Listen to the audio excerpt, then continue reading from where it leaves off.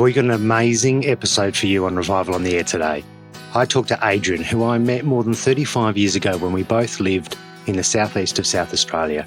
I was in Mount Gambier and Adrian lived in a little town called Mount Burr, about 50 kilometres or about 30 miles away. Adrian tells of a notorious bushfire or forest fire event that happened across South Australia and Victoria in 1983 called Ash Wednesday. And this is no relation to the event with the same name that some Christians celebrate, not the Revival Fellowship.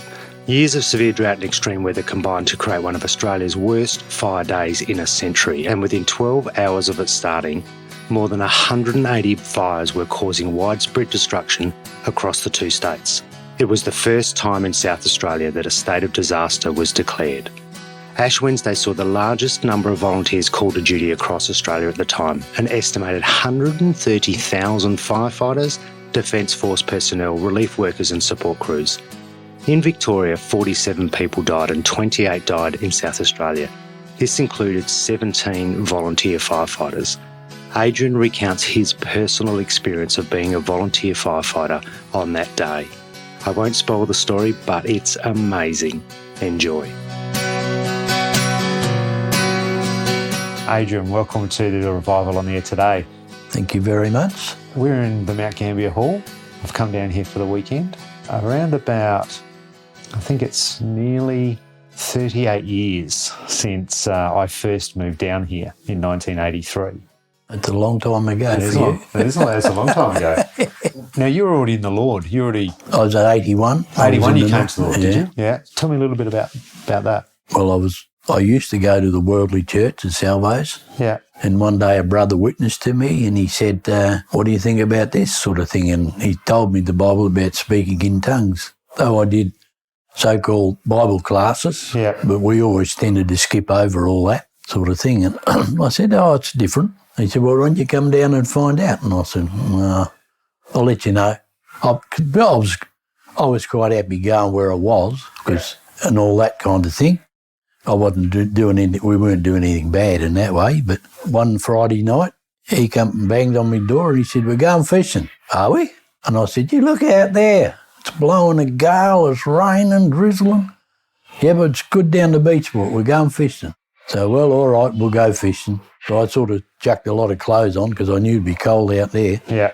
And I said to the Lord, if you want me to go to the following Sunday, that was a Friday, and if you want me to go to a meeting on Sunday, I'll have to catch a fish. I don't fish often, I can tell you. And I thought, no, all right. So away we went. I didn't tell him or anything like that.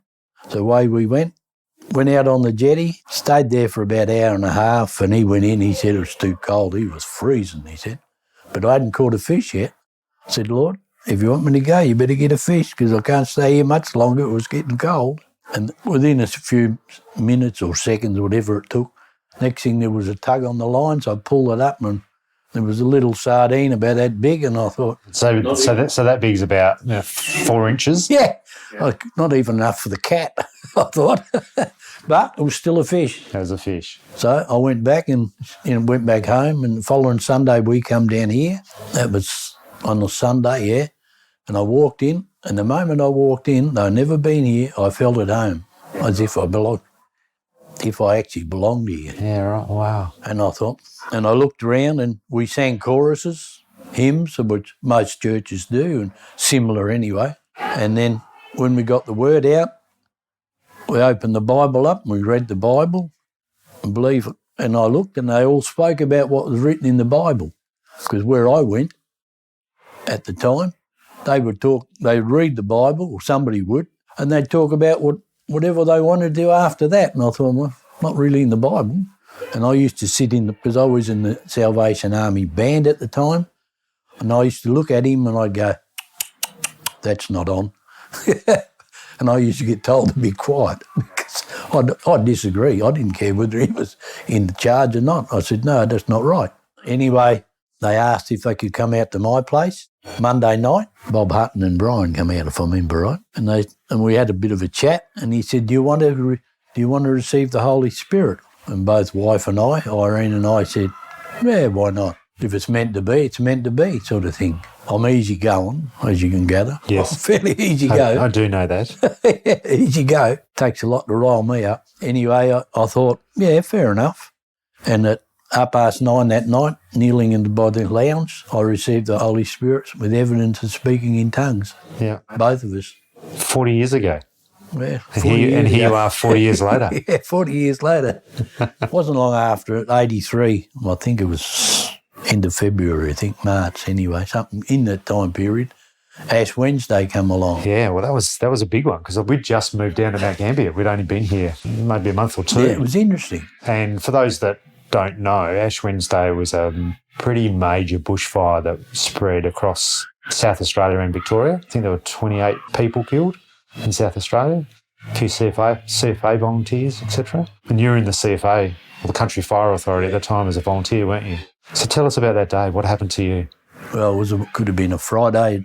Day doesn't really matter. It was on that day. It was a hot day. Gee, it was hot. Oh, that hot I didn't really want to go to work because it was too hot to be underneath tin. Yeah. But you have to go and do your job, and that was it. So I went to work, and by about midday, I noticed it was getting hotter and hotter, and then I noticed, I looked over, walked outside because I was working inside as well. I walked outside and it was starting to get pretty black out there. Next thing, the fire siren went, and I thought, must be a fire somewhere. So we usually tend to drop everything and go down to just the end of the block sort of thing in the middle by the road. There's a fire truck there, and we go down there and wait till we get a crew, and then we go away, have a look. Anyway, that was all right. I thought, Next thing I noticed, the big siren was blaring again. I thought, it must be a major one, this one. But because they don't tell us, they never tell you too much them days. You just find out by word of mouth sort of thing. It goes along. When we sort of thought about it, and I thought, I better go home. I said, I'm going home to see what Irene's up to for a start, because it only takes me a minute and a half to get home. If I go the back way, it takes a minute. If the gate's open, I just come out the back and straight home. So that's how quick it is to get home. I could praise the Lord anyway. I went home and somebody actually turned up and took Irene to Mount Gambier. Yeah, because your house, if I remember correctly, is right on the edge of the pine forest. Oh, yeah. Oh, that's nothing. I didn't think much of that in. Yeah. But all the houses are wood anyway, so if they're going to burn, they're going to burn. Yeah. They're all wood anyway, most of them. There's only about one or two that weren't. Anyway, I thought, yeah, all right. She'd already gone, so the way she went, somebody picked her up, and I thought, well, take the car, I'll drive it by the oval, lock it, and keep my pocket. And then I went back to the fire shed, walked back to the fire shed, which was just down the road a bit, and they said, what are you doing? I was on a moped. A little motorbike? Me little motorbike, 50cc motorbike. I did have a helmet on. Anyway, I went down there and they said, there's a house out the road about 1 kilometre. I said, yeah, I know who it is, Williams. Could you go out there and have a look? I said, what do you expect me to do? On your moped? yeah, I said, the fire truck's driving around Mount Burr. Yeah. So Mount Burr's a little country town sort of in the middle of forest, really, isn't it? Yeah, it's a forest all around, except road going in, going out, sort of thing. Yeah, and they said, the fire truck's driving around the Burr, patrolling. Yeah. I mean, I wasn't on it then. And I said, yeah, fair enough. So, well, all right, I'll go out in my moped. On the way out I went, and it was about out of town sort of thing. And the moped didn't like that because it was smoky, ash was going all directions, and you could see where the fire front actually comes through this side and that side. So sort of left and right, just surrounding the town? Around town. It was, like you said, it was actually heading towards Kalangadoo, and then eventually goes over the border, Tarpina, goes over the border into Victoria sort of thing. And I thought, all right. So I went out there and she was spluttering a bit, and I said, come on, Lord, you've got to get me out of here. I'm not walking that far. Yeah. So got out there and, I drove up the drive, nobody there. I banged on the door, back door was open, screen was open, but the rest was shut, of course. No car, no nothing. And I thought, And I turned around and I looked and I thought, it was coming from that direction. The fire was, you could see it coming? Yes. It was, if somebody drew a blind, black hair, white hair. That's how it was. It just moves like that. Oh, so it was sort of dividing. Yeah, sort of, yeah, you could see. It was daylight and dark, basically. Right. And it was just going like that, moving across. Yeah. Because the fire generates its own smoke and heat and dust and everything else that goes with it. And I could hear it, and I thought, what did it sound like? Like a locomotive, blaring its horn, but put about 10 of them together or 20, and then just go, and it just rumbled like that. Yeah, right, wow. Unbelievable noise. I never heard anything like it. Yeah. And I thought, I better walk around the house and have a look. And there were a few blinds, so I pulled them off and threw them in. There was fire burning around the house. Yeah. Bushes and things like that already. And so that's not the fire front. No. What were they sort of by embers or whatever? Coming before. They were just burning there. Yeah. So just an ember would lob and sort of set something on fire. It was dry. Yeah. Some areas were really dry. Yeah. Anyway, I thought, interesting. I walked around the house and I noticed something burning and I better get some water. I turned the tap on and nothing came. And I thought, well, that's different. So I looked at the tank. There was a tank on the stand, undone the tap. No water. No water. We're in trouble here, Lord. Yeah. You've got something to do here. Yeah. But I did find a little bit of water. I put it in the tin bath. Yeah. About a foot deep? Yep. Yeah. That's all the water there was then. And I had 2 buckets, so I just splashed a bit here, splashed a bit there, just enough to quieten it down. And I stomped my foot on it, and just basically around the house. Then I thought, but the fire front was still coming. I could hear it and see how it. far away was the fire front from where you were? I would say probably about, as the crow flies, about 10 k's. Yeah. It was still coming. Yeah. You could see it and you could hear it. Yeah. But this side had already gone. Yeah. And you look up there and all you could see was pine trees, stems. Right, okay. So it burnt completely burnt off. the whole pine front. Everything was just sticks standing in the ground. That's all that was left in that area. And I thought, it's different. It never really bothered me. But because I'd done a lot of training in the CFA, I was sort of in blasé, probably blasé, but in another way, I was sort of used to it anyway. I'd been to other fires and we didn't sort of overdo it too much. Because I'm easy going, you take it as it comes. There's no point in getting stressed about it because you can't do anything anyway. And then I thought, I walked around again a few times to check the house. Nobody there, of course. And I thought, well, I better go back into town, I suppose. I can't do much more. So I thought, by that time, the front was getting really close. I better wait until it disappears over the top because it was virtually heading towards you. Yeah. I better wait till it disappears over the top. So I'd lay down and got a blanket.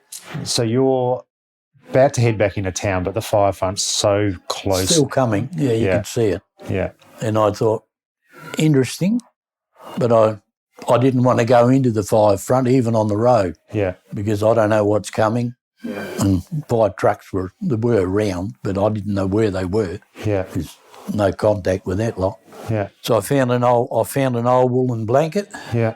And I just wrapped myself around near my bike in case I had to get a quick getaway. Yeah. Then I thought, here we go, Lord. Yeah. And I had some prayer about it. I left my helmet on. How fervent was your prayer? Real prayer, because it was shocking. I'd never been in a situation like this. Yeah. And I thought, gee, Lord, you're going to be busy. Yeah. Because I couldn't do anything. I had a few buckets of water, but that was all I had. I can't put the house out with that. Yeah. Anyway, that was all right. And got that. I laid down, and where I actually was, there was green grass. Obviously, I actually had the electric pump going out of the bore and watered that area in front of the house, basically, the area there. I went over the fire front, just roared over the top. Hang on. So you're laying on the grass? Yep. Wrapped on the blanket. Where's your motorbike? Your motorbike's alongside of me. Right, motorbike's alongside of you. You've got a woolen blanket wrapped around you. Yep. And the fire front, this 10 freight train noise thing is coming towards you. It's just coming at you. Right. And there's no point in because I had the training, there was no point in trying to outrun it. Yeah. Because you'd never do that anyway. Yeah. And not on your little putt-putt 50cc thing that didn't want to go anyway. I didn't like the smoke. Yeah. Hey, it's Ben here, and I'm here with my wife Emily, and we'd like to tell you about the new podcast called He Says, She Says, God Says. It's all about marriages and relationships, where God is at the centre. Everyone knows that marriages are under more pressure today than ever, so this podcast is designed to help you with both practical and spiritual content. We cover a different topic about marriage each episode, and we look into the scriptures to understand what God's wisdom has for us, as well as interviewing other couples who have been there before, what's worked for them, their challenges, and how they overcome them, their experiences. So whether you're single and thinking about a relationship, newly married, married with kids, or empty nesters, there will be episodes and topics for everyone. You can find it on your favourite podcast app, Apple Podcasts, Spotify, Podbean, etc. We're also on Facebook and Instagram and Twitter. Just search for He Says, She Says, God Says, or visit our webpage, www.hesaysshesaysgodsays.com. But anyway, I laid down and it just roared over the top and then it stopped. The sound stopped completely. Right. It just disappeared because it kept going. Because it kept going, right? So the fire front's just sort of continuing. And I assume there's stuff burning around you. Yeah, there's bushes burning and everything's burning, and things like that. And then I got up, thought, oh, it's getting hot in my head. It was hot, I'll tell you. Because you still got your helmet on, I had my helmet on and I was getting hot in my head. Yeah. I took my helmet off and I thought, sweating here. Yeah. I went like that and the foam was starting to come loose from inside. So it was the foam melting, not sweat on you? It was just starting to melt, I think. Yeah, right. And I thought, it's been hot here. Yeah. So I dipped it in water and cool it down a bit. And then I thought, now what'll I do? There's not much point. And next thing, somebody did turn up, a fire truck. I actually seen him down the bottom of the drive. Yeah. And I waved to him, he turned up and I said, well, go in the house, go in the manhole, check any ashes inside burning, and other than that. And then eventually, I think, if I remember right, was her father turned up in a car and said, where's the daughter family, and the kids? And I said, I heard, they told me that they went out on another road. In their car? Yeah, but they got caught in the fire. They didn't make it, did they? Yeah. So I found out after. Yeah, right. Wow. And then I rode back. It must have been pretty sobering for you to realise that the Lord had saved you because, you're one of His. And there was all these other people that just didn't make it. A lot of people didn't make it. Yeah. And cars are not a great place to be in a fire, but neither's lying on the ground. Neither's lying on the ground with no protection. Yeah, but I didn't even think about that because I didn't want to go in the house because it's not my house. Yeah. To be fair, I got the blanket out, but then I just shut the door. Yeah. It wasn't locked, so I just shut the door behind so I could keep an eye on it. And the fire truck turned up and they checked the house and put out a few bushes and that. Yeah. And then I thought I'd go back into town because I was there by myself. Yeah. Other than somebody turned up with another fire truck. Yeah. So I went into town, went back into the mill in town. Yeah, timber mill. And I thought, wonder what's left. Be interesting to see what's left in town because it's a mile away, so I don't see it. Yeah. So I went into town and they said, where you been? I said, well, you sent me out there a mile away. Is it still standing? Yeah. Oh, we expected that to be burnt to the ground. I said, no, not while I'm out there. So they expected it to be burnt to the ground. They send you out on a motorbike, right? Yeah. Some of them weren't right, them leaders we had at the time. But what they didn't realise is that they were sending you out there with the greatest power you've got. He said to me, how come you survived out there? I said, I had the Lord, so why should I worry? Because I knew the people, I knew the workers there. Yeah. And then some of the things in the mill, they were putting spot fires out because ash was going everywhere, of course. Yeah. And then the bloke said, we could do with some rain, that'd be handy. Yeah, all right. So I walked around the corner, had some prayer about it, walked back, and the fella said, rain? I said, yeah, it'll come in a minute. And it started to rain. Did it really? Yeah, only a little bit. Yeah. But you didn't, and he said, I told you rain. I said, well, you didn't ask for how much. So it did rain a little bit. Yeah. I couldn't believe it either. I'll be honest with you, I couldn't believe it. It did rain a bit, and I thought, that's interesting. Then we went around town later on in the afternoon. That was getting towards evening. Yeah. Had a bite to eat. I went home, had a shower because I had the old gas heater for the shower. The water was still flowing in the mains, but no power. But I had the old battery-operated gas heater, a Bosch heater, and at work with the batteries, see, so I could light up and Yeah. nice shower. And I was going to have a shower, I think, the place. Smoke and dust and Yeah. charcoal and all the other stuff will off. Yeah, throw that out, wash it down with the hose, put it hanging on the line. Then I thought I'd better walk around the house to see what was burnt, because the ash was blowing around. Yeah. Oh, look at that. The kids had a big trampoline. Yeah. There's a few holes In the tramp. where the sparks had gone through, obvious. Yeah. Then I looked on the line. Oh, there's a peg that's burnt. On the edge of the peg got burnt. That's how much heat there was going around at the time. But didn't really catch anything. Yeah. So I was quite impressed about that. Praise the Lord. And I thought, have a shower, grab something to eat. Then got on the fire truck because the others went home. And it was the most eerie thing I ever saw. At night, we were driving around at night through the street, around the small town through the street. Yeah. And you'd see an odd light in a window. Yeah. Because most people had evacuated by then, Yeah. except those who decided to stay, which is, nowadays they probably wouldn't let you, but them days they didn't sort of, as long as we knew what house you were Yeah. and didn't go all over town, Yeah. because we couldn't find you otherwise in the dark that easy. And you'd drive along and you'd see a light there and somebody's in there. And because I was second in charge anyway, the captain, he disappeared.